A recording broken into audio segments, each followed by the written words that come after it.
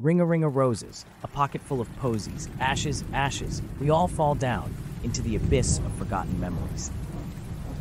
The letter lay on Abigail Abby Fletcher's desk, as out of place as a shadow in a room of light. Its envelope was yellowed with age, the edges frayed as though worried by anxious fingers long since stilled. Abby's heart drummed a nervous beat as she reached for it, her fingertips tracing the curve of the wax seal before breaking it open. Inside was a slip of paper, no bigger than a bookmark. On it, a poem penned in ink that had long dried to the color of old blood. In Whitechapel's grip, where shadows thrive, lies a secret deep and dark, a key to history kept alive. Await your hand to disembark. Accompanying the cryptic verse was a small brass key, its teeth worn from use. The rumors had always whispered through Abby's family, haunting them like an ancestral curse, how her great-great-grandmother had once danced dangerously close to London's most notorious fiend, Jack the Ripper. Abby's journalistic mind buzzed with theories. Was this letter an invitation to delve into her own past? The air in Whitechapel clung to her skin like a clammy shroud as she stepped from the train. Fog twisted through the streets like ghostly serpents, obscuring the world beyond a few paces. The buildings leaned in over the streets, their windows empty eyes judging her. Abby wrapped her coat tighter against the chill. It wasn't just the cold, there was a weight to this place, a historical heaviness felt in each cobblestone that remembered too much bloodshed. She hurried on, feeling eyes on her back with every step. The bank loomed before her, imposing and indifferent to its role in this unfolding mystery. Inside, she presented the key and was led to a small room where a safety deposit box waited like a tomb about to be opened. The locket inside was delicate and ornate, silver tarnished from time with an engraving she could barely make out, The Reckoning. It felt unseasonably cold against her palm and filled her heart with an uneasy dread. Clutching the locket, Abby turned to leave, but stopped short. A chill skittered down her spine as she realized she wasn't alone. The shadows seemed thicker near the entrance, holding a stillness that was almost sentient. She left quickly, not daring to look back, until she was bathed in the flickering glow of street lamps outside. But even then, she could feel it, the unblinking gaze of something unseen in Whitechapel's embrace. Abby knew one thing for certain: her search for answers had only just begun. And somewhere in the murky depths of history's grip, something watched and waited for her next move. Chapter 2. Whispers in the Fog. All that we see or seem is but a dream within a dream, but some dreams are nightmares. The night had wrapped Whitechapel in its dark embrace, and Abigail Fletcher wandered its streets with an oil lamp in her trembling hand. The heavy fog curled around her boots like living tendrils, whispering secrets of a centuries-old horror. Abby could almost feel the breath of the city's ghoulish past on her nape as she delved deeper into its heart. Abby's days had turned to nights, buried under the weight of historical records, speaking to those whose families had been here when Jack the Ripper carved his legacy into the fabric of Whitechapel. She sat for hours with the local historians, their faces creased like the pages of the books they worshipped, listening to them recount tales blurred by time. The whispers started soon after. Faint at first, like the rustling of leaves in a silent forest, then growing clearer, more insistent. They seemed to emanate from the fog itself, saying words she couldn't understand, followed by shadows that skittered away when she turned to look. Each time she convinced herself it was just a stray cat or a trick of light, but doubt nestled firmly within her mind. Abby frequented decrepit pubs where gas lamps fought against the consuming darkness. There, amidst the clinking of glasses and the murmur of hushed voices, she met an old tavern keeper whose tales were as engraved into his soul as the lines on his face. "Jack's spirit ain't never left us," he muttered over a pint of bitter ale. "Some nights, when the fog's as thick as thieves' fingers, you can hear him, laughing." His words sent chills down Abby's spine as she considered them against the backdrop of rain-slick cobblestones and flickering gaslight shadows on her lonely walk back to her lodgings. The obsession with uncovering what haunted her lineage led Abby into endless nights sequestered in her rented room, surrounded by mounting piles of documents. The locket lay open beside her, a chilling memento, as she scoured over an obituary for her ancestor tucked inside it. The words, "The Reckoning," etched beneath the printed name, stared back at her, mocking her with its meaning, yet uncovered. "No rest for the wicked," she whispered to herself, drawing a weary hand across her eyes. That whisper returned to her on a breath of cold air as she lay in bed staring out into the impenetrable fog outside her window. Abigail. It was nothing more than a sigh on the wind, so faint she might have imagined it, but deep down she knew she hadn't. She rose from her bed and approached the window. Her own reflection stared back at her from the glass, pale and ghost-like, before it was distorted by another voice in the fog calling her name once more.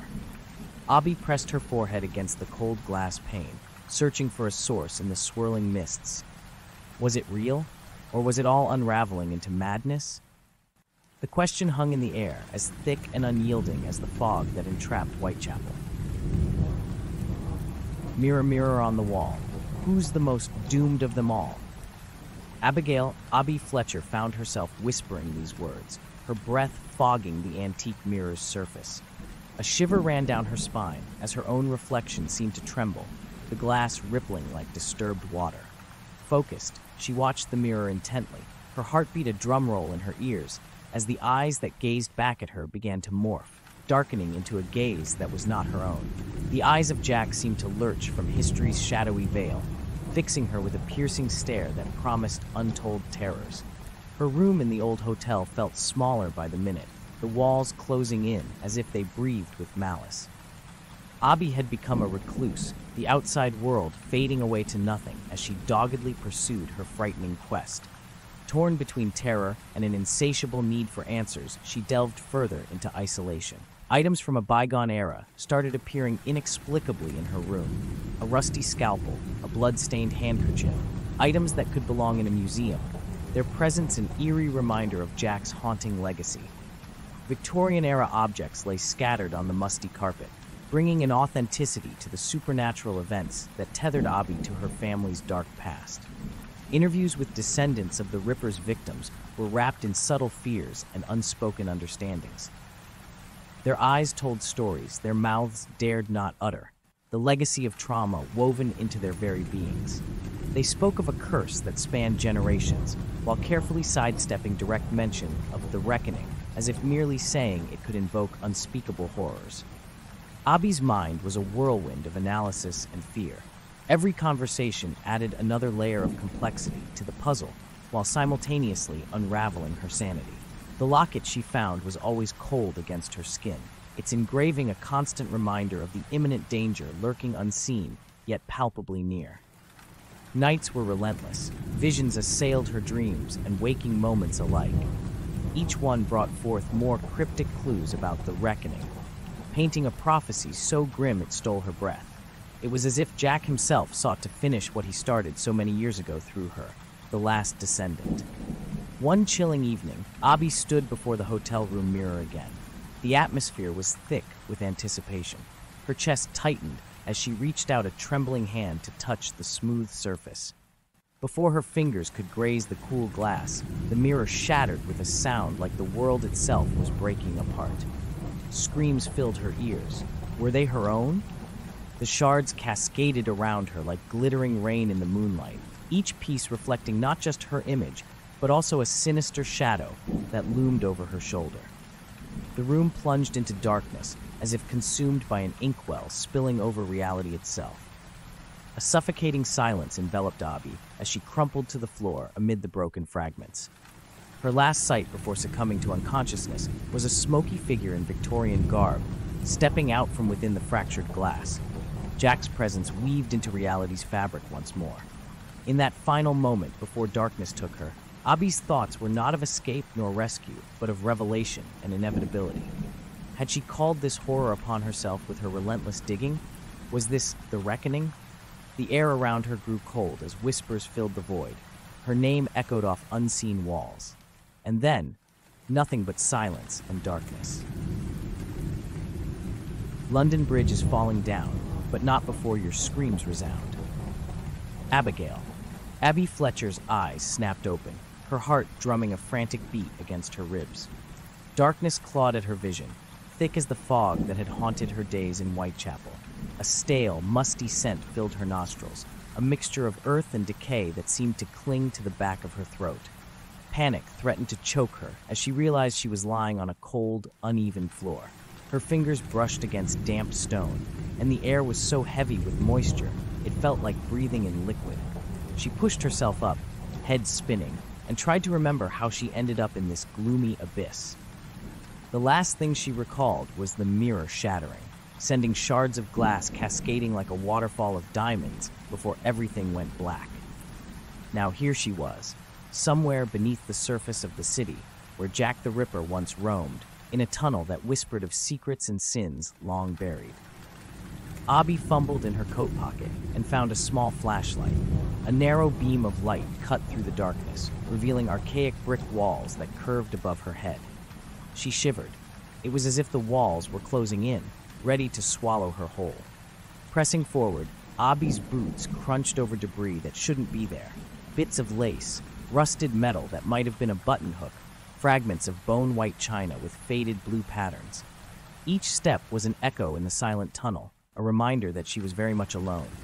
Or so she thought. A whisper skittered across the air, almost imperceptible. Abby paused, her light wavering. The sound came again, a soft sibilance that seemed to say her name. Abigail. It was neither warm nor welcoming, but carried the chill of the grave. Her breath quivered in her chest as she continued onward, deeper into the abyss. The flashlight's beam danced across inscriptions etched into the bricks. The Reckoning, each repetition more desperate than the last. They were messages from another time, warnings or prophecies perhaps, that made ice course through her veins. Then they appeared, translucent shapes flickering at the edge of sight, women dressed in Victorian garb with hollow eyes and outstretched arms. Their mouths moved silently as if trying to convey urgent messages from beyond. You. Why you? One murmured, her voice a thread of sound woven into the damp air. Abby wanted to run, but something rooted her to the spot, the need for answers that gnawed at her very soul. Tell me, what is the Reckoning? Abby demanded, her own voice sounding foreign in this tomb of memories. Their spectral hands pointed ahead to an archway where light did not reach. Heart hammering against bone, Abby walked toward it, as if pulled by unseen strings. Beyond the threshold lay a chamber with walls covered in old clippings and scrawled notes that told a tale of unfinished vengeance. And there in the center, a chair with restraints hung open like iron petals. The Reckoning is for you, whispered an apparition with tears of blood tracing down her cheeks. The room began to rumble.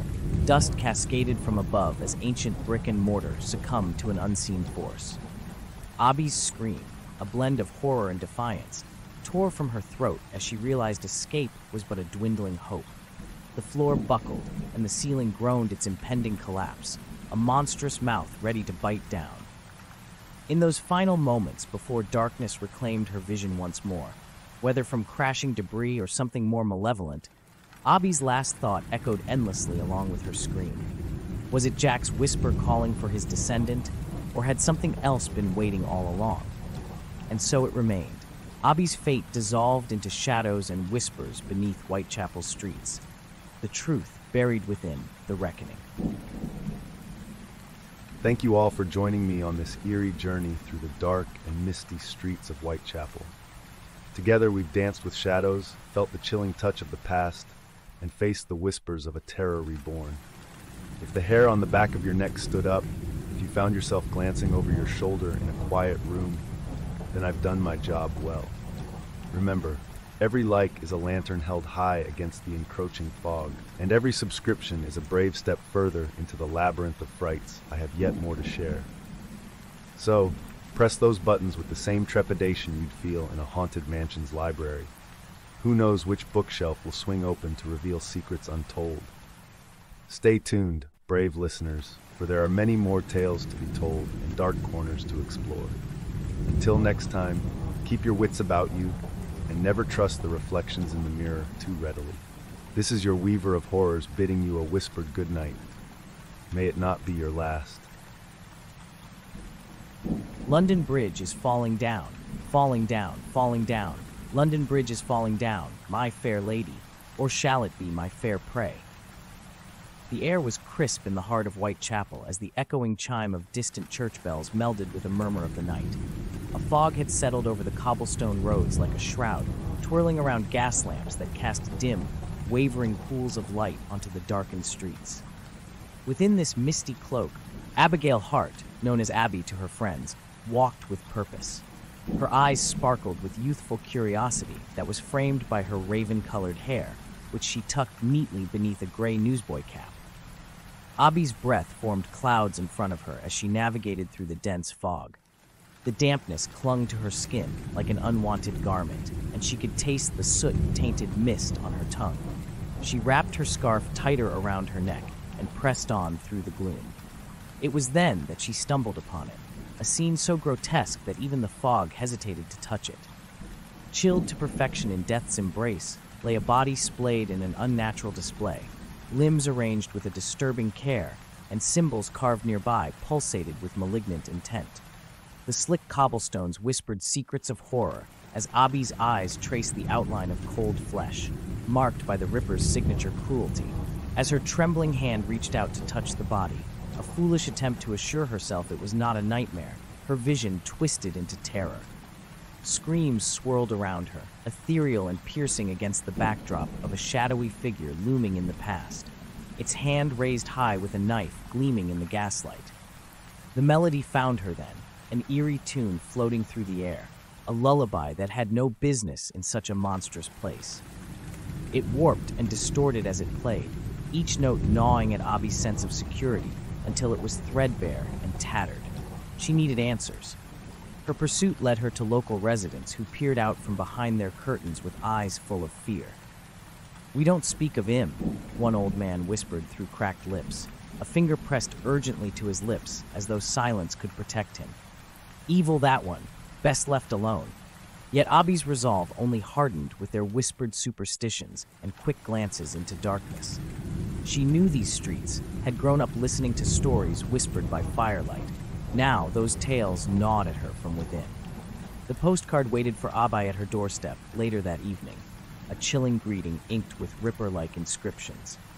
She held it in trembling hands, recognition etching terror deep into her gaze. There was something personal in this macabre token. Its message was clear yet unspoken. Now alone in her flat, Abby couldn't shake the feeling of unseen eyes upon her. The melody from earlier seemed to seep through her walls, a haunting refrain that wouldn't let her be. As she clutched the sinister postcard close, shadows danced just beyond the reach of light, their shapes taunting her, with promises of terrors yet to come. Under the flickering candlelight, Abigail Hart's fingers trembled as they traced the faded ink on the brittle pages of her grandmother's diary. The flame cast grotesque shadows on the walls of her small, cluttered flat, mimicking the dance of phantoms in her mind. Her breath hitched, and a cold prickle slithered down her spine as she whispered the words that revealed a sinister lineage tied to Whitechapel's most nightmarish memories.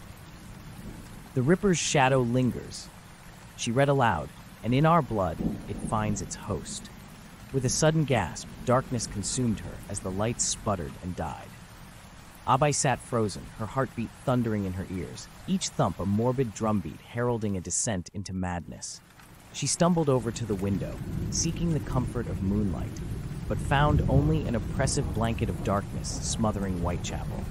Hours later, under the sickly yellow light of a library desk lamp, Abby's eyes darted between lines of ancient text.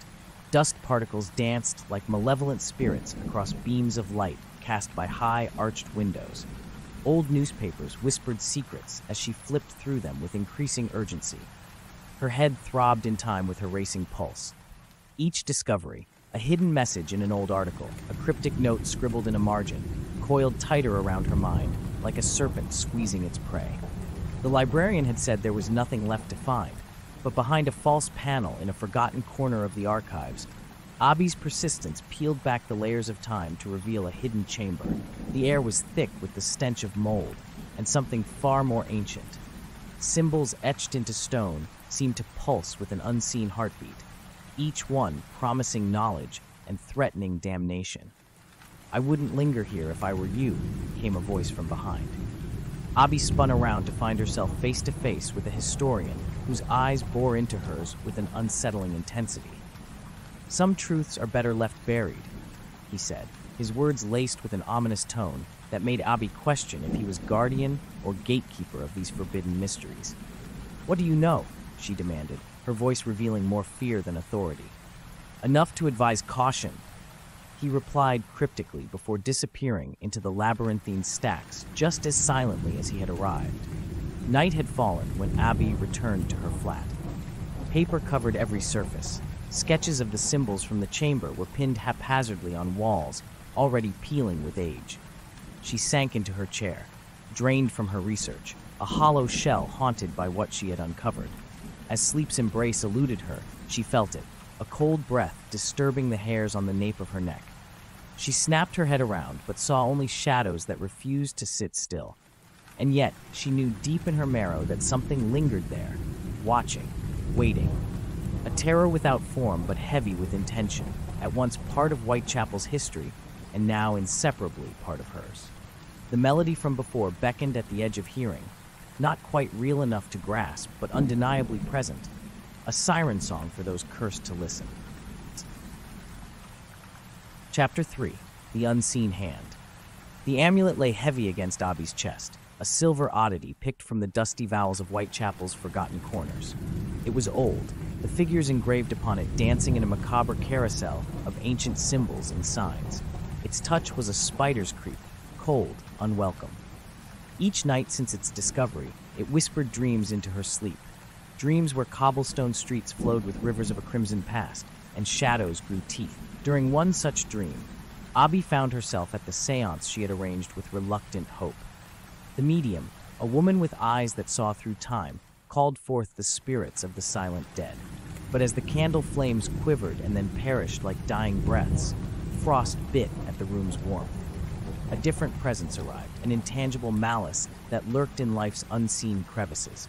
It seized the medium, her voice splintered into 1,000 whispers, each syllable a barbed hook aimed at Abby's soul. The darkness had found a voice, and it spoke directly to her fears. In the days that followed, Whitechapel seemed to mutate. Mirrors turned traitor, their reflections morphing into grotesque parodies that mimicked Abby's every move with sinister exaggeration. Shadows cast by nothing chased her down the streets, tugged at her coat, and vanished when she spun around. Her skin was a terrain of goosebumps. Each hair stood on end as if electric currents ran beneath her flesh. Everywhere she looked, something unseen returned her gaze. New murders dotted the city like malignant stars in an urban constellation. The newspapers called it the Ripper's Resurgence, a series of killings that emulated horrors long buried but not forgotten. Abby saw them all. They left patterns in their wake that burned behind her eyelids when she blinked. Each victim was an echo of the past, and within their stilled eyes lay a silent accusation directed squarely at Abby. It was in search of answers that she descended into catacombs beneath Whitechapel's skin, a labyrinthine network where history's whispered secrets echoed off cold stone walls. The catacombs breathed with Abby. They inhaled her fear and exhaled it back at her as taunting murmurs. She squeezed through constricting tunnels that promised to reveal truths yet only tightened around her like a constrictor's coil, relentless and smothering. When Abby emerged from that stone maw back into London's muted light, she brought something with her, a pervasive paranoia that clung to her shadow like a second skin. Eyes glanced over shoulder after shoulder. Every sound was footsteps following close behind. Every stranger harbored sinister intent. That night, ensconced within her flat, surrounded by tomes of unspeakable knowledge and arcane artifacts that seemed to leer from shelf corners, Abby felt it. Something colder than winter's kiss tracing along her spine.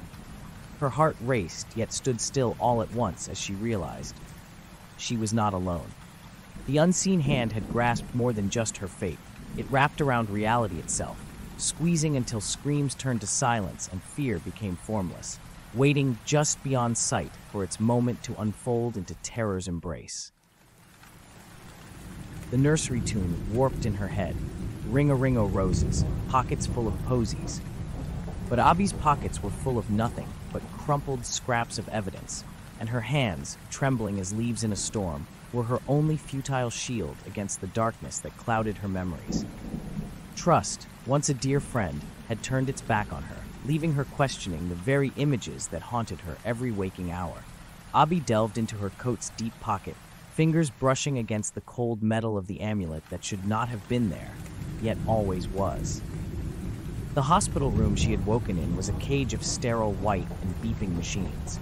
It smelled of disinfectant and whispered lies of safety. With each moment, the walls seemed to close in on her, but it was fear, not illness, that fueled her desperate escape.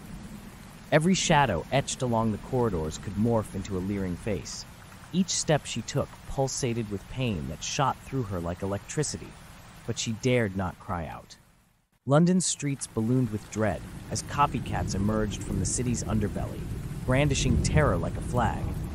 People's eyes were wild with suspicion, glancing from one to another as if a mere gaze could peel back the skin and reveal the monster underneath.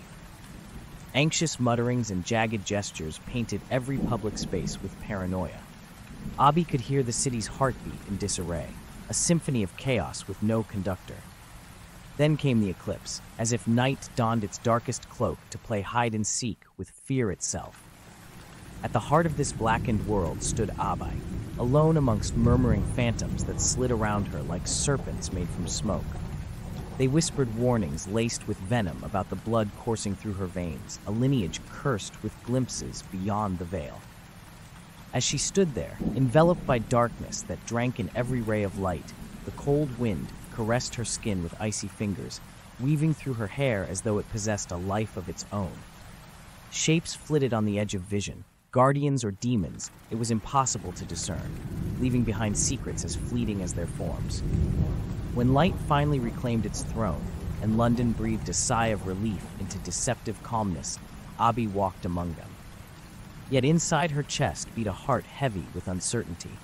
The small oddities, a shadow that lingered too long, clocks that ticked out of time, carved knots of doubt deep within her soul. And so she moved through a world that had tilted on its axis, a reality splintered by hysteria and visions intermingled until truth and delusion danced together inseparable. What had become of Abigail Hart in those lost eclipse hours? Whispers clung to street corners like cobwebs. Some spoke of madness, others spoke of awakening. But amidst them all lay an open ending, an invitation to peer into darkness and question if indeed all was concluded, or if some evils remained timelessly lurking in wait.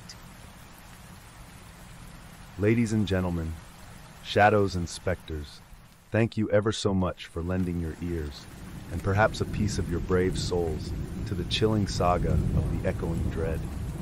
Your presence on this fog-laden journey through the eldritch corners of Whitechapel has been both an honor and a delight.